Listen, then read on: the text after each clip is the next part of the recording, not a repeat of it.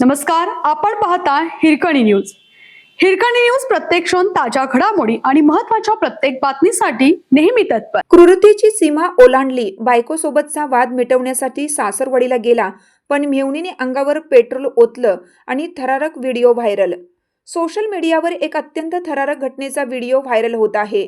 कौटुंबिक वादातून एका व्यक्तीने असे काही कृत्य केलं आहे की संपूर्ण पंजाब हादरला आहे. एक व्यक्ती बायकोसोबतचा वाद मिटवण्यासाठी सासरी गेला होता, पण तिथे त्याच्यासोबत जे घडलं ते पाहून तुमच्याही अंगावर काटा येईल.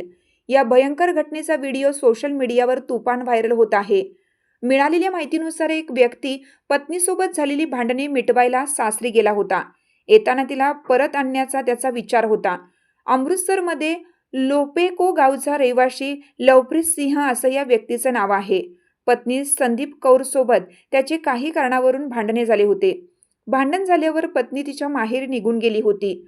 पत्नीची समजूत काढायला लवप्रीत तिच्या घरी गेला होता. तिला परत आणण्यासाठी तरतारण येथील आपल्या सासरवाडीला तो पोहोचला. यावेळी दोन्ही बाजूनी चर्चा सुरू असताना वाद प्रचंड वाढला आणि याचे हाणामारीत रूपांतर झाले.